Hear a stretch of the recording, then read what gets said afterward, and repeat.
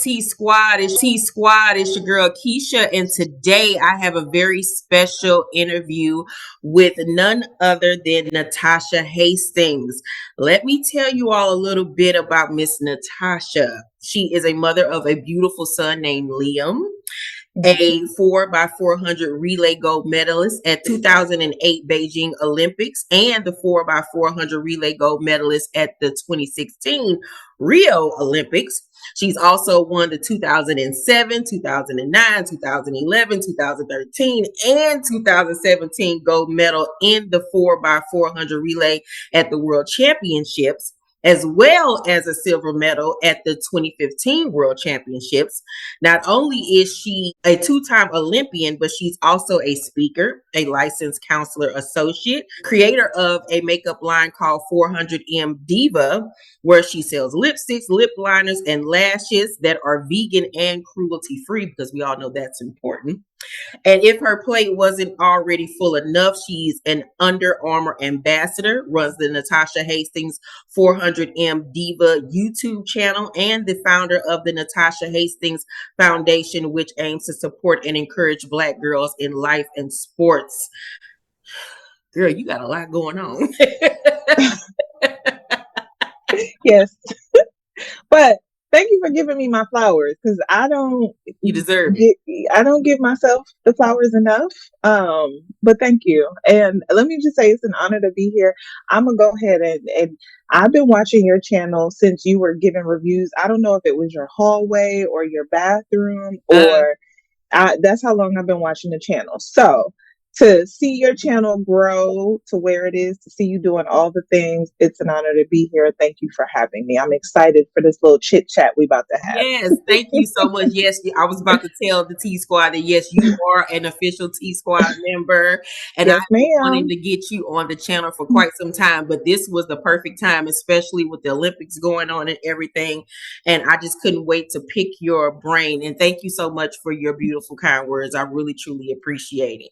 So I always like to start off with this question. Describe yourself for me in 5 words. Oh God, 5 words. Dynamic, authentic, human, pink. I'll get into pink in a second. Okay.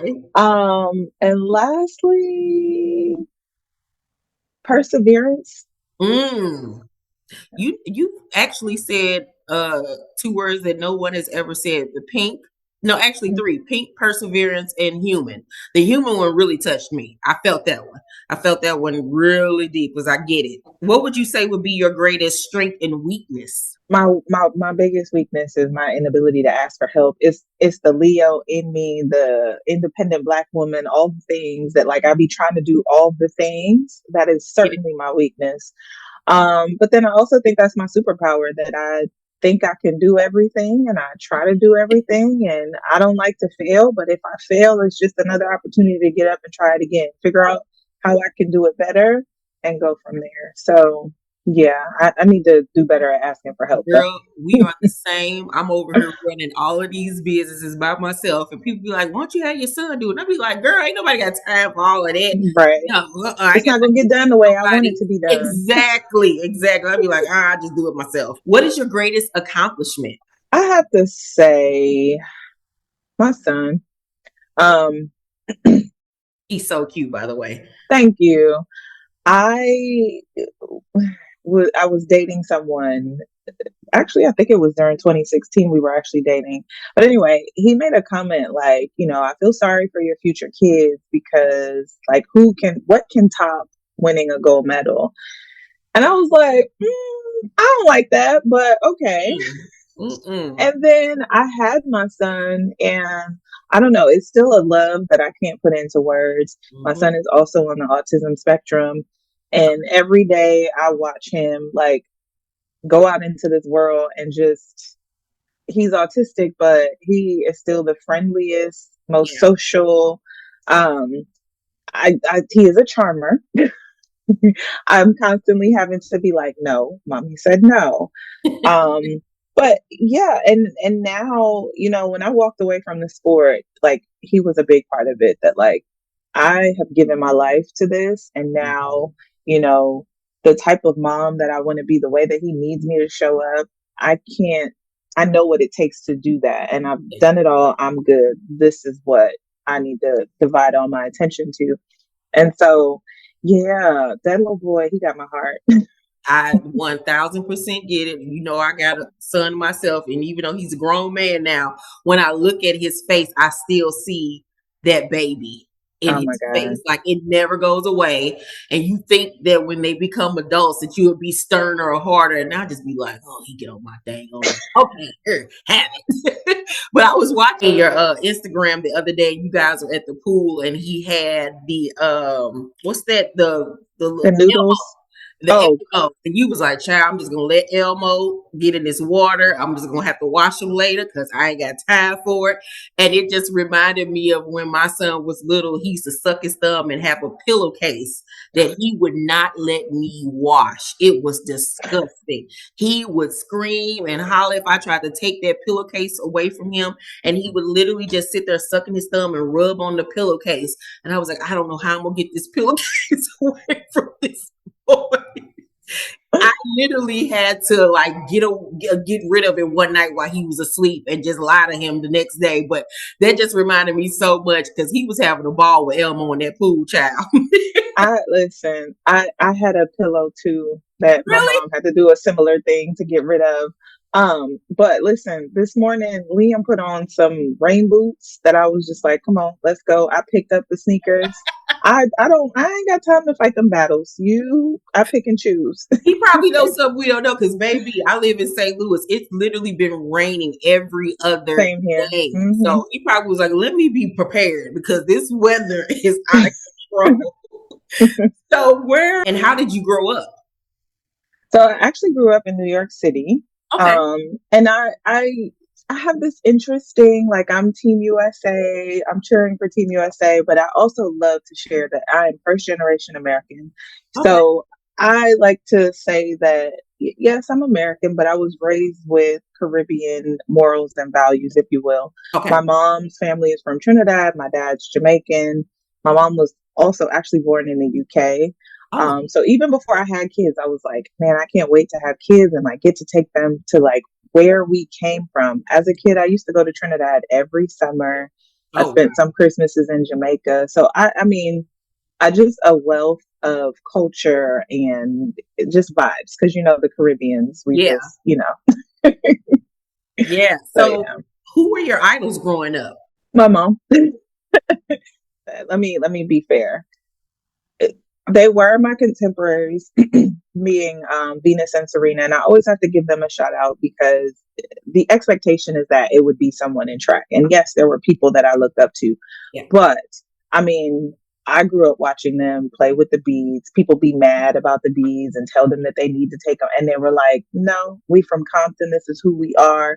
You're gonna have to accept who we are," from a very young age, and to Mhm. do that at that age, to have their dad back them that way. I mean, for me growing up watching them, they were my idols. But my mom is my superhero. I just turned 38 last week and I still feel like that lady can do no wrong.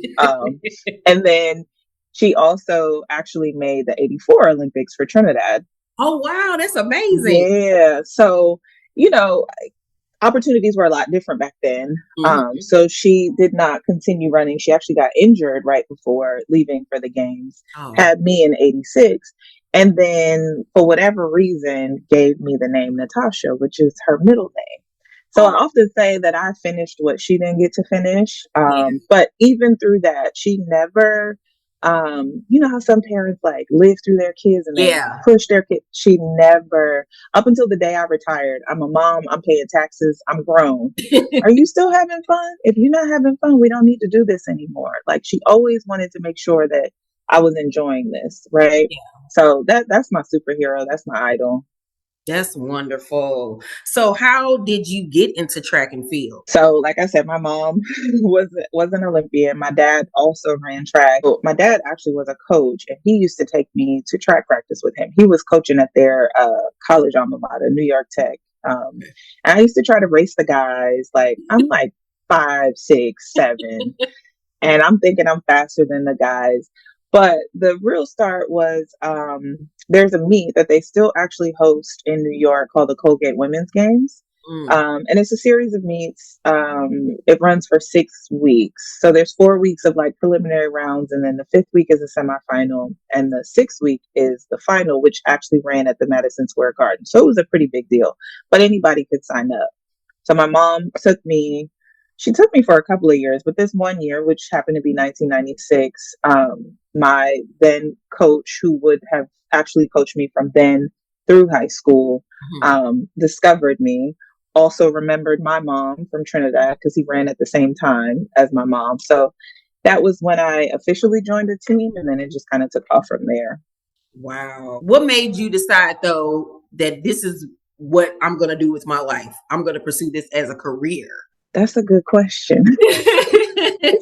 Because I say that. So first of all, watching the 96 game, that was the birth of, oh, this is something that I could run in the Olympics. This is something I could do. But I can't say that I had like the understanding that I could make a career from it, right? Because in a lot of ways, track and field, and to this day, we still have this conversation, is track and field amateur, right? Like I was blessed to be able to live off of running track, Right. right? But there are people that are currently at the Olympics that work second and third jobs while training to be at the Olympics. So for me, it honestly was my junior year of college where the previous year, my sophomore year, I had injuries and I had just kind of got to a point where I was like, if this don't work out, like, I don't know. And God must have heard me because my junior year, by the end of the year, my coach literally told my mom, like, she's done everything that there is to do at this level. She has to go pro. And Okay. so that's actually how I ended up going pro and having the career as long. I was doing the math the other day. I think I was a pro athlete for like 16 years, Wow. which, it might be 15, somewhere around there. But most athletes only go 5 to 6 years. Yeah. And I can't say that I was like thinking that it was going to be all of that. But Yeah, because when I was watching, I've been watching the games, and I was watching the gymnastics, and they were talking about how Simone was, I think she's 27, and she was like, they're like, she was like the oldest person there. I'm like, she she is the 27, oldest but person there. Yep. exactly, but I guess because the career span is so short, and that's just Hmm. amazing to me that 27 is old. Yeah. Yeah. That's crazy. Yeah. So while in training, what did your daily routine look like? Because I know it had to be rigorous. It was a mess. So let me just go ahead and say this because I get into this little argument with my boyfriend because I've gained 20 pounds since I retired, and I'm like, I Girl, need to get back to her. And it's like, girl, you're not gonna do what you used to do. you look So great. I training was a full-time job. Hmm. So I was up at about 7 a.m. so I could have breakfast, to be in the weight room by 9 a.m. I would be there for about an hour, hour and a half. From there, I would leave and go to the track, and track practice started at 11. I'd be out there till 2, sometimes 3. Mm. Depending on the day, I might have physio afterwards. So that could be a massage, a chiropractor appointment, ice bath. Um, and then this comes back to the pink word Okay. because that was my full time job. The rest of the day was like spent recovering for the next day of Right. doing that all over again. I used to go home and watch Wendy Williams and eat my lunch. Girl, And I you know did how not miss Wendy. Auntie Wendy used to say she's soft and pink on the inside. Yes. That's where that pink word came from. I'm hard on the outside. I go out and I get dirty and I do what I need to do, but I am still a soft pink lady. But that was my day from 7 a.m. till about, I would tell my friends some nights I would be in bed by 5 p.m. Now, I'm not asleep, but I'm In bed. recovering Yeah, because you have to rest. because the Yeah. next day it's right back at it. Woo, girl, I don't know how you do it, child. So, how did you manage your athletic responsibilities, your family, your friends, and other outside recreational things Mhm. while in training? Like, was it hard to balance it all and have somewhat of a life? It was hard. There was no balance. And now as a licensed counselor, there are things that I look back on that I'm like, that maybe wasn't so healthy. I wish I would have done some things a little bit differently. And that's now sort of what I want to pay it forward to the athletes that I Okay. work with now, right? Mhm. But I had to go back and have some conversations with some friends because there were, for starters, what I was training to do, what I was going after is the 1% of the 1%, right? Exactly. Yeah. So, and with what you do, Mm-hmm. not everybody gets it. Mm-mm. And so you have to be protective of your circle. And listen, I was going out killing my body every day. But what was even more important was my mindset. So the second I felt like, you weren't 100% on board or, you just didn't get it, I love you, but I got to love you from afar because nothing can chance this, right? Yeah. So it was hard. I missed a lot of milestones. I lived in Texas. I lived in Texas for 10 years. My mom lives in Georgia. Most of my family's still in New York. I went to the Yeah. University of South. So it was isolating. Now, I made a great community in Texas, but in a lot of ways, it was also isolating because it was a lot of sacrifice. It was Mhm. a clear, definite, like, now I made it past 27, Yeah. but I only had a certain amount of time to do what it was that I wanted to do. And that was the time to do it. So it was tough. I had to have some tough conversations because I look back on some things and I probably could have handled things better. Mhm. Right. And that's where the humanness comes in. But yeah, that was what I felt like I needed to do to be great. I 1000% get it because even with me just doing YouTube and I work from home and I have my own schedule, people think, oh, you just create a video and then you go about your day. No. So I literally have no life. Like literally, Hmm. I don't really go anywhere. I don't have the time to sit up and talk on the phone with my friends. And literally a few weeks ago, my best friend came over and spent the night and she went from work from over my house and I was up before her. I was up at like 4 o'clock that morning. She woke up and was like, "You already up working?" I'm like, "Yeah." She Yeah. left my house, went to work. Her work schedule was from 9, I want to say it's about 5 o'clock. By the time she got back to my house, it was like 7, and I had just wrapped working.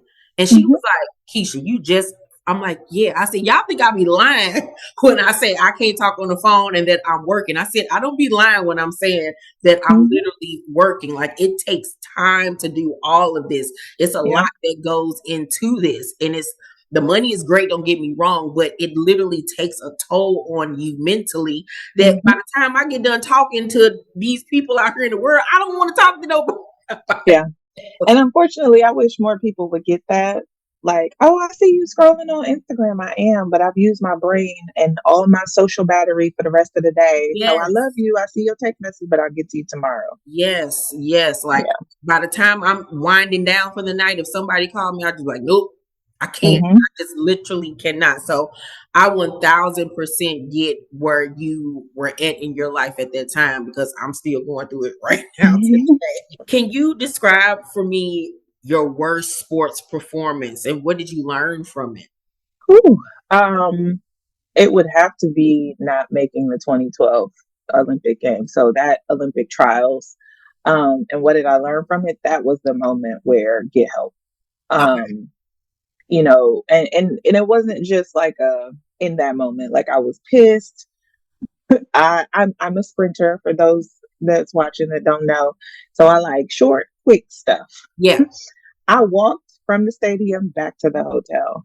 And to make a long story short, this is actually I would say, a foreshadowing of where I am now. I had a conversation with my mom. My mom was at the trials as she was at most of all of my major championships, but she happened to meet who would become my sports psychologist in the stands. Wow. But my mom like asked me, she was like, when I see you out there, you don't look like you belong out there. And Mm, I was like, I'm good. I don't know what you're talking about. And she was like, well, I met this gentleman. Here's his phone number. Do with it what you will. And I had to sit on that. Like, it's because I was no stranger to training hard. Um, at the 2012 trials, I was 26. And in track and field, that's kind of like your prime age. So it was Mhm. like, that was a blow Yeah. to everything. Like I was applying, I wanted to be a chiropractor. I was applying to go back to chiro school, working on my resume and stuff. And I started working with the sports psychologist. I gave him a call. I took a chance, and that was the change of my trajectory. And I say that not only with my career, but in my personal life. Because Yeah. as I started working with him, I was like, oh, this is showing up in other areas too, right? But that was the first time that I had to admit I need help Yeah. and go get that help. Oh, have you ever experienced an opponent trying to sabotage you? You know what? Yes. I'm about to say no. And I don't know if sabotage feels like a big word, but Mhm. maybe it was. So just being Um, petty. yeah, I think it's actually that same Colgate game that I'm talking about, or that I was talking about earlier, rather. We indoors in the 400, you run 150 in your lanes and then you cut into lane one. Okay. For whatever reason, I guess this girl, her coach, told her to like box me out. And and it's a tactic. You can Yeah. use it. It can get a little and I'm not confrontational at all. So I don't know if they knew like Natasha's not gonna do nothing, just box her out. But I just remember I just flung like I hit her back like, girl, if you don't move on, I probably should have been disqualified, but I guess the official saw that I didn't start it. I don't Yeah. know. But yeah, that I would say that's probably the closest to someone trying to sabotage me. I Because don't, and I asked that because I watched Sprint on yes, Netflix, and I had no idea that it was that the competitive. psychological Yeah, warfare. I was like, Yes, oh, they really be going there. I had no idea that it was like that. I thought yeah. everybody was kumbaya, no. And a lot of people don't appreciate Sprint, and I'm doing a series on it too. But I'm like, I feel like this gives like a perfect glimpse into being in the call room, and in my mind I'm getting ready to bust your head, right? So I'm Yep. trying to see, you want to make eye contact, you not, like, how do your drills look today? Is she firing today? Okay, I feel like I'm firing. Let me get this quick start in real quick. So yeah, Sprint It was is showing so good. all of that. Yeah. And I can't wait for it to come back on after the Olympics so we can see how everything pans out for everybody. Yes, Do you feel like Sprint showed an accurate depiction of a track star trying to make it to the Olympics or Worlds or whatever? I think so. I mean, now, obviously, there are things that are left out, but we all know you Yeah, work with what you got. yeah, And for this to be one of the first, I'm going to say one of the first because there are smaller things, but this is, it's on Netflix. It's getting the yeah. kind of push that we don't normally see. I think this is a brilliant view into our sport. And what I really like is that we're getting a glimpse into the USA versus Jamaica thing. Yeah, Okay. yeah. And again, having lived it, seeing it portrayed out in this way is like, you mentioned my 2015 silver, that was to Jamaica. The rest of it is us going back and forth, USA, Yep. Jamaica. Russia sometimes in there, but it's mostly USA and Jamaica. Um, but the mindset of the athletes, the competitiveness, hearing from the coaches and the coaches that are featured on there, I mean, they're gurus in itself. And I'm a little biased in that I have some relationships. Like I'm retired, but I'm not that far removed Right. from the sport where, I see some faces where I'm like, oh yeah, like Lance Brahman was my first professional coach, or Mhm. Dennis was a coach on the world championship team. So I've worked with Dennis before. So I mean, I think it's a great, great glimpse. We see Noah's big personality. We see where the personality comes from because his mama is something. Yes. Um, so I mean, I think it's amazing, and I think it's just the start of us seeing more of that from the sport. I hope so because I loved it. I zoomed through those at 3 or 4 episodes Mhm. in one setting. It was so fascinating to me. Now we're going to get into some questions that I've always wanted to know about the Olympics. Okay. Somebody being Uh-oh. green. Because I'm wondering certain things. So just before Uh-huh. we get into that, what was your first Olympic experience like? So that would be 2008. I only ran the 4x4 in Beijing, and I was 22. My friend had ran in the 400 hurdles. He actually won the 400 hurdles that year. And right before I went into the stadium, he said, Natasha, whatever you do, just don't look into the stadium. So what do I do when I go out there? Get to the stadium. And the stadium was jam packed, people screaming at the top of their lungs, hands down, the biggest crowd I had run in front of up to that point, right? But I got it together. We came home with the gold, but yes, I walked in there and that was the first thing that I did. This is a question that I Googled and I kind of got an answer for, but I want to hear it from you. So, do athletes have to pay for their own flight and accommodations going to the Olympics? No, Oh, no. Now, what you might pay for is the upgrade, right? okay. Like the sponsor is going to cover the economy ticket, but if you traveling from here to Paris, you want to travel business class, so you'll pay for that upgrade. But if Okay. you don't want to pay for that upgrade, you'll be back there in economy with the rest of the team So, for free. sponsors pay for you all to go. So yes, Okay. sponsors slash your federation, Oh, which the Olympics gets kind of convoluted because it's Team USA, but mm, within Team USA, you have USA track and field, USA fencing, USA tennis, okay. USA blah blah blah blah blah. Hmm. But so like this year, are we giving brand shout outs on here? I don't. You can, yeah, sure. Okay, because this year, the Olympic airline sponsor is Delta Airlines. So all of the athletes flew Delta. Now, when I was competing, it was United Airlines. So we all flew United. Oh, So I believe that there is the federations may pay something, but it's probably like a discounted rate if that's true, or if the flights are just covered out of them being the official sponsor and mhm. them getting that advertisement space. But yeah, that's how. But the athletes themselves do not pay to stay in the village to travel.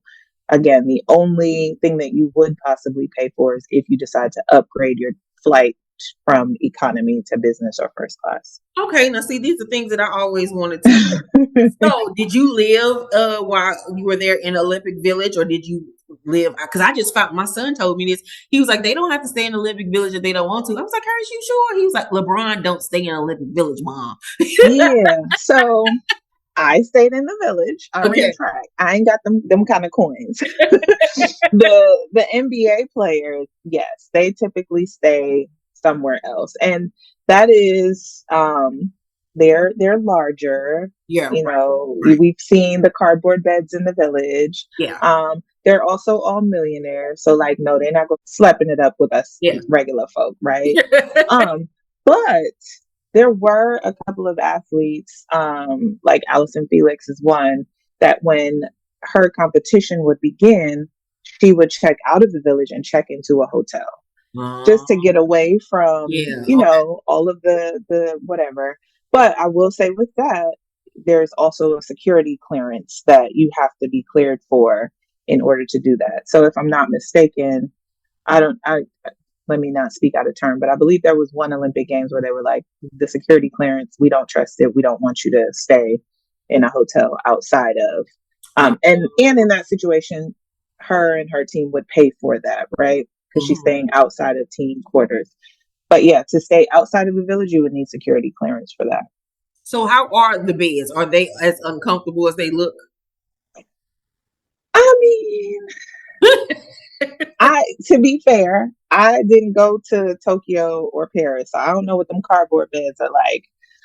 But I genuinely don't remember what sleeping in them Yeah, beds. because So you, they was just another bed. yeah. Yeah. So with Olympic, because you said you don't pay to stay in the Olympic Village, or you don't pay for the air flight. Is there like a food stipend for people, or do they have to figure it out on their own? It is a free for all. Let me tell you something. McDonald's again is another official Olympic sponsor. McDonald's is open 24 hours And you walk up and, well, in Beijing, we walked up and took what we wanted. In Rio, I remember like you had to place your order, blah, blah, blah. But there's no cash exchange. If you're in the village, you're an athlete, Oh wow. everything is free, down to the condoms. Because I know that question is coming too. Well, not that part. I was just gonna ask, is it true the rumor that everybody's getting it on up in there? I wouldn't say everybody Well, of is. course, yeah. But what I will say is People be having fun. the fun happens, but Okay. I feel like it needs to be put into perspective. The Olympics comes around every 4 years. Right. You see the opening ceremony, you see the big performances. Nobody sees the hours, the thousands of hours of sweat, sacrifice, training, all the things, Mhm. right? So think about all that stress up to that moment, and then you put the best looking people to live together in the village. What you think gonna happen? Yeah, true, because it is some finest. Yeah, yeah. Whole Keisha would So, have came out.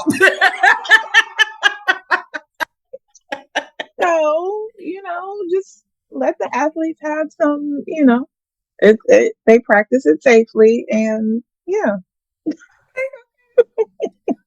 um, so is it also true that the Olympic gold medalists receive 37,500 for medal, and then silver 22,500, and bronze 15,000? That has increased.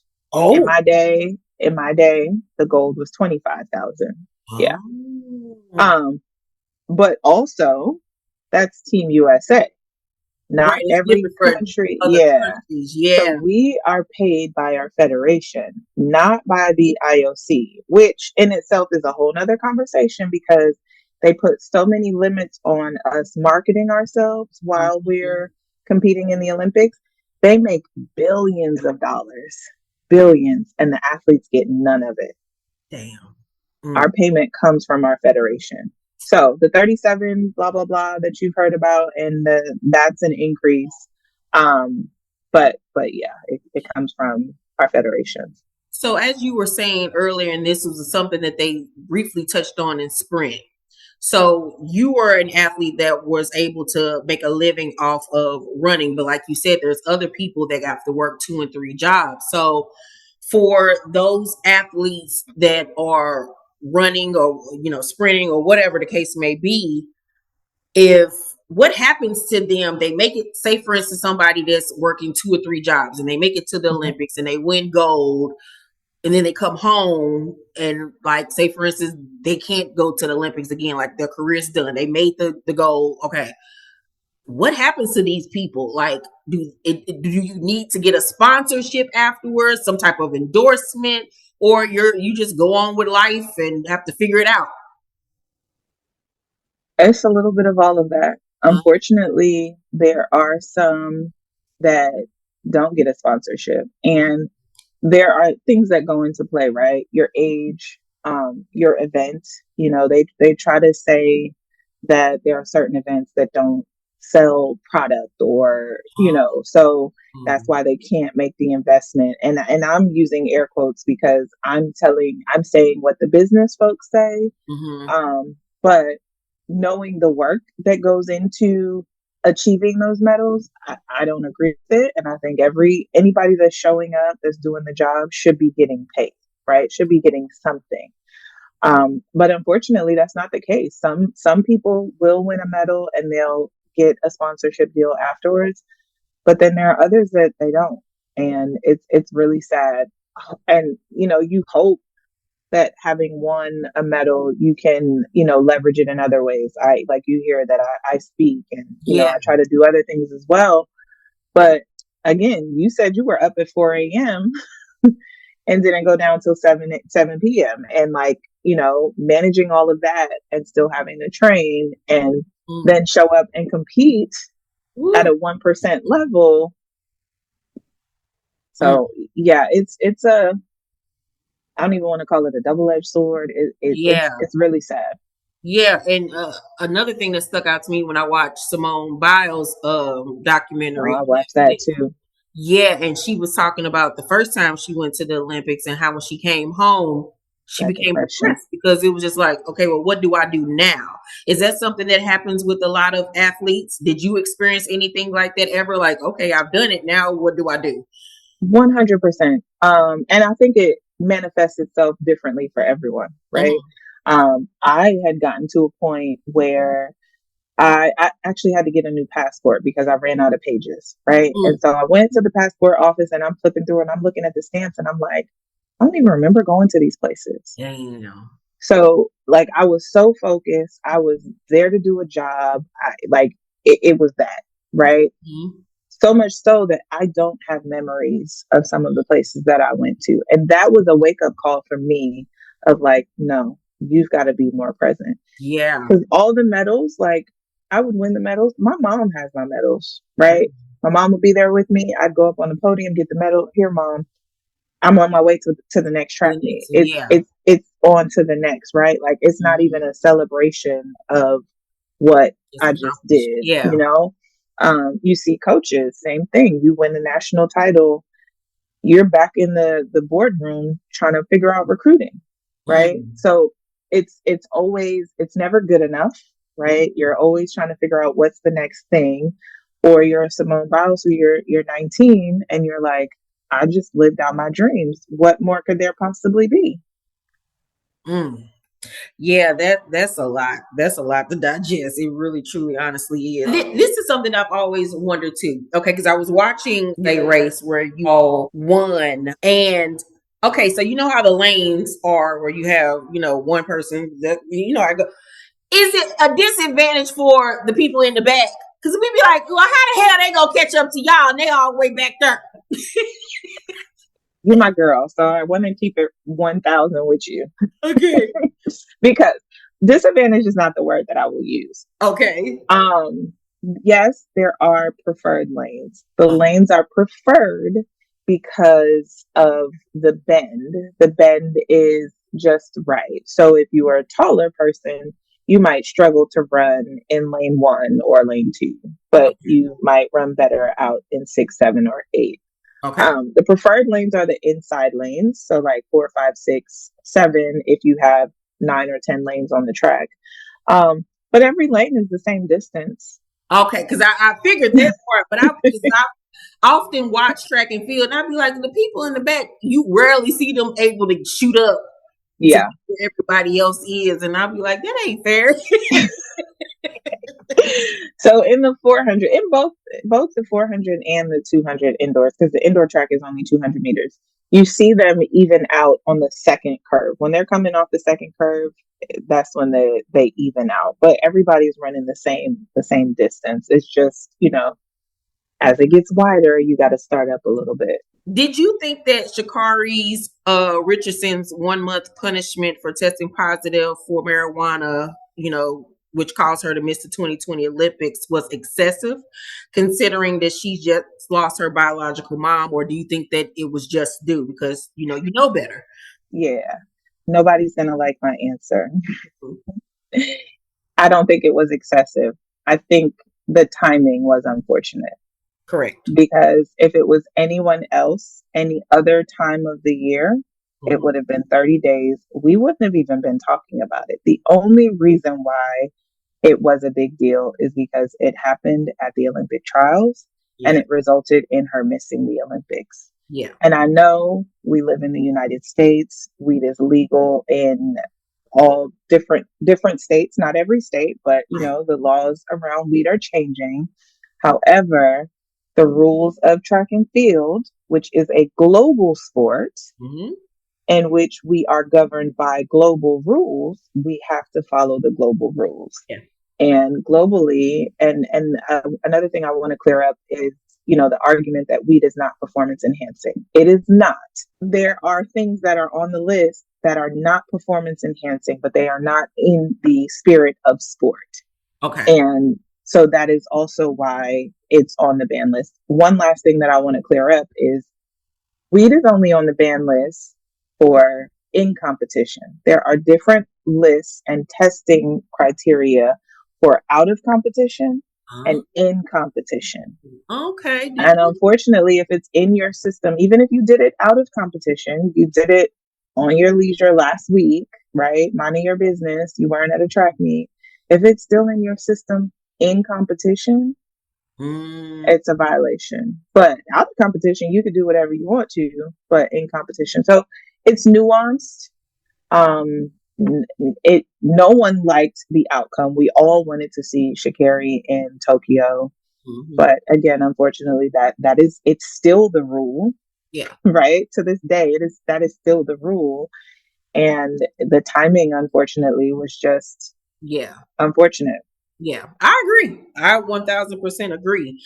Who do you see winning the women's 100-meter dash? Kari, Sharika Jackson, Julian Alfred, Dina Asher Smith, Marie Smith, Shelly Ann Frazier, Melissa Jefferson, Twanisha Terry, TT Tanisha Terry. Terry, or Tia Clayton, and why? I do think Sha'Carri is going to get it. I do. Team USA. I do. I think Sha'Carri mentally and physically is at a place now where she knows how to win. Totally different Um, headspace. yes. So I do think Sha'Carri can do it. That being said, I don't think it's going to be easy for her either Yeah. because Shelly Ann Fraser Price, the mommy Mhm. rocket, who I like to always say, I have a little brother who you would think I am his favorite athlete. It is actually Shelly Ann Fraser Price that is his favorite track athlete. Um, she also knows how to win. Mhm. And Sharika Jackson is another one who knows Yeah. how to win. Mhm. So I think it's going to be tight. I also think that Sha'Carri's training partners, TT and Melissa, they all train together in the same camp. I think they're hungry and in the hunt as well. Julian Alfred is my favorite sleeper. And I say that Mhm. because not this year, but last year, she had an amazing collegiate season. And last year at the World Championship, she was just knocking on the door. And I feel like she's had a consistent season. And I know her coach knows how to peak his athletes for championships. And Mm. I think Julian is going to be the one that sneaks in there. I don't know how it's going to be broken up, but I could see Julian Alfred getting a medal as well. Noah Lyles No allowed. is known for dominating the 200-meter dash, but he's competing in the 100-meter dash this year at the Olympics, which is kind of new for him. It's new territory. So, do you think he'll be able to beat Keishane Thompson from Jamaica and the defending champ Lamont Marcel Jacobs from Italy? Respectfully, Lamont has not looked like that race that I'm going to say that race in Tokyo because he was the upset when everybody was like, whoa. Yeah, yeah, And he's been battling some injuries as well as I'm going to go ahead and say probably some mental blocks yeah. in terms of getting back to that place. So I think Noah has Marcel handled. I think Kishane is going to be Noah's big competition. Um, Kishane again. I'm also Jamaican. Kishane has been showing improvement, progress, and focus. That if Noah's slipping, and Kishane also has the faster time this year as well. Kishane is going into the Olympics with the fastest time this year in the world. But Noah is a gamer, He meaning is. Yeah. when it counts, like he is there. And he has the double in his belt from last year. He won the 100, 200, and 4x1. Do you think that Noah Lyles' bravado and cockiness Mhm. is good for the sport, or do you think that it can be like a hindrance to him? I think it's good for the sport. I don't think it isn't showing itself to be a hindrance for him. And I'm gonna give a little behind the scenes. Noah and I share the same agent. So we have traveled together through Europe. Okay. And I think a lot of people think that Noah does all of that for, which he does, but that is also not Noah. I can tell you behind the Okay. scenes, So that's just being true. Yes, he is being true to who he is. That is his personality type. And, I think people gloss over it a little bit, but I remember a few years ago where he and his coach shared that they tried to quiet that down. You Things went that out. went into that. You repeat what you said. Your mic kind of went out. Oh, sorry. They tried to kind of tone down his personality. Mm-hmm. I want to say it was probably like 2017-ish, 16. I don't remember the year, but there was a period where they tried to like tone it down a little bit. And I think there were some other things going on that I'm not for certain, but they had the conversation that like, hey, we realized when we tried to do that, he's not having fun, he's not being himself, and it's showing up in his performance. We got to let him be who he is. Okay. So I will admit he can be polarizing. A lot of people feel that Lamont Marcel Jacobs winning the 100-meter dash at the 2020 Olympics was a fluke. Do you agree? Oh,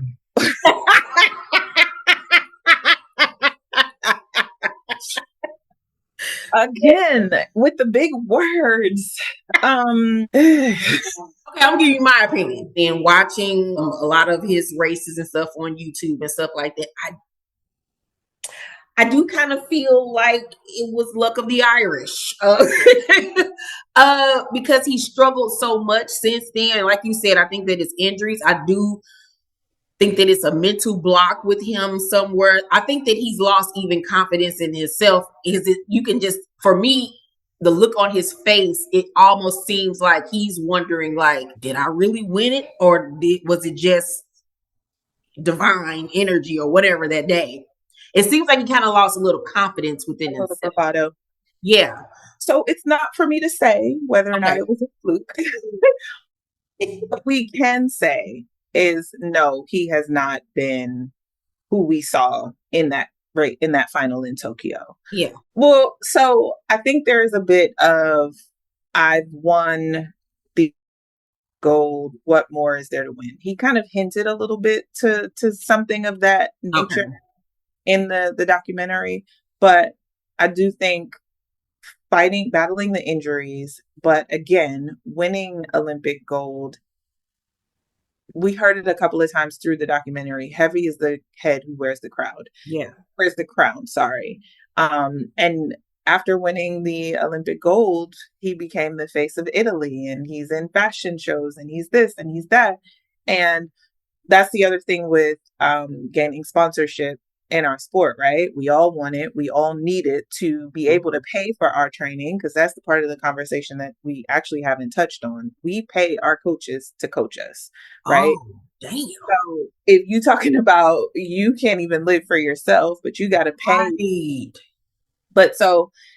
But with all of that sponsorship, all of that comes the responsibility that those sponsors need for that investment to pay for itself. So I think there has been an adjustment of how that he manages that. You go from being, the athlete that, quite frankly, I didn't hear the name Lamont Marcel till the Olympics. He won, yeah. And now he's the reigning Olympic champ. There is a lot of pressure that comes along with that. So, maybe we'll see him back on the podium in less than a week. Yeah. Some people are just championship runners. Sometimes there are people that don't do well in between, but they get to the Olympics and it's like something just clicks. I don't know. Okay. And I did not know, I didn't even think about the fact that you all have to pay your coaches yourself. Like, duh. Wow. That's a lot to handle.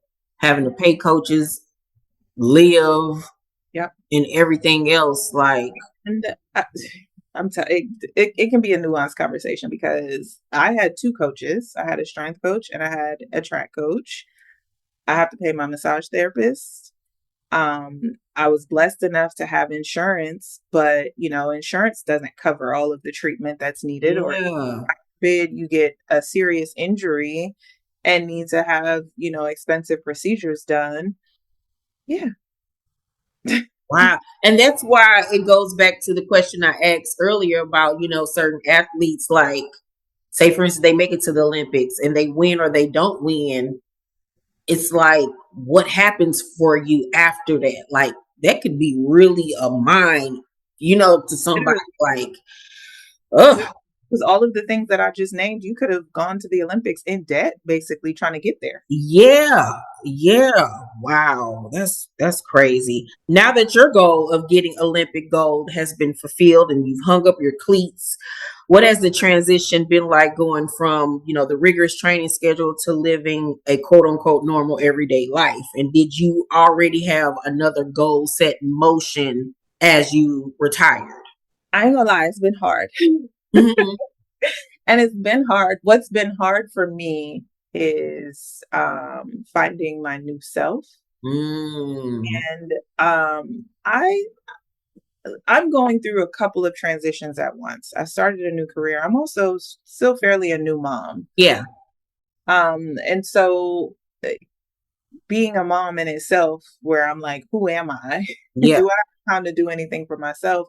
But then also finding my way in my new career, right? yeah, Like, I'm sure about what it is that I want to do. I'm grateful that, I was a great athlete, but I also was in the honors college and I graduated with honor. Well, I didn't graduate with honors because I didn't do my thesis, but but my mom always emphasized like you're more than your sport, right? And so I cultivated those parts of who I am outside of my sport. So in mental health, we call those our protective factors. Like I mhm, worked on developing those things long before I retired. So when I did retire, it wasn't necessarily the plan to retire when and how I did. okay, Uh, but I could say by having those protective factors in place, although the transition is still hard, I feel like I'm in a lot better position than I would have been had I not had those those things in place. So it's a challenge because every day I'm kind of like, okay, like I like what I'm doing, but like I want to speak. I want to continue to work with athletes. I would like yeah, to travel, but my little boy needs me. Everybody's yeah. asking me, why aren't you in Paris? Because his birthday is August 6th and his first day of school is August 7th. I'm not missing those things. Exactly. No, no. So, so that part, it's rewarding, but I would be remiss to say that it is also challenging because I do look back and I miss certain aspects of my life, but I'm sure Mhm. that I'm on the right path at the same time. I agree. I think that as we've been speaking, I think that you would do great at commentary. Thank you. I would like to dibble and dabble in that. Yeah, I think that you would be great at that. I think that's something you should look into. And another question just came to my head as you were speaking. When you won your first gold medal, was it as fulfilling as you thought it would be? Mm-mm, Oh, no. no, it was not. And there's a couple of, I was young, so I was only 22 when I made my first Olympic team.